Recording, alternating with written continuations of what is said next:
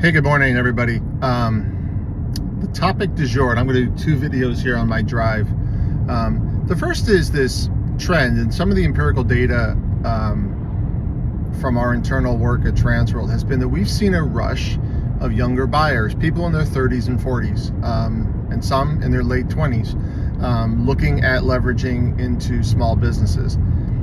And I have nothing to support this, but I do think it is a function of, there was an article in Forbes magazine by Richie Parker, who used to work with Transworld and really just does some consulting and writing, but he was commenting on how, the static in the social media world has prompted that generation of buyers who live on those platforms to step into the business buying world. That's a great thing. It's a great thing. But transactionally, interesting data point here is I've had 3 in the last year who were actually 4 or 5 in the last year.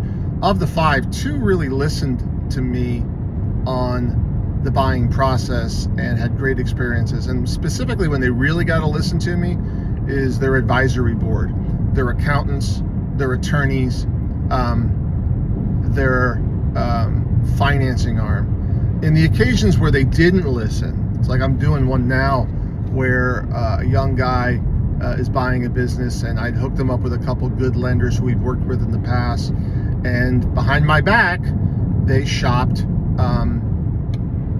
the deal to another lender who gave them a better rate. Now that sounds fantastic, absolutely sounds fantastic, and the rate was really good.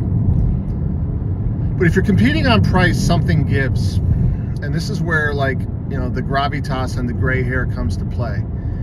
I am having the greatest pain getting this deal wrapped up because the bank that was chosen is new to SBA lending and lacks experience and is literally going to Google to find answers to questions because they've never done stuff. So we're missing dates for closing and frustrating the seller and all the other advisors in the transaction, including the buyer, who has come back and said, I wish I had listened to you. What matters with an SBA lender is, do they answer the phone? Are the underwriters, because there's the BDO, then there's the underwriter, and then there's the closer. These 2 people are the ones you're going to deal with long after the deal is sold, and these 2 people tend to be lower paid and less experienced, and the broker needs to be able to talk to those people and be able to drive them through the process, because in my case, 20 years of doing SBA deals, largely have more experience than the bankers do. So if you're a younger buyer and you vetted your broker, then if you vetted them and chose them because of their skills, talents, resources, ability, history, and honesty, then you really need to listen to them, because you will pay. You will pay in money, or you will pay in pain for a bad banker.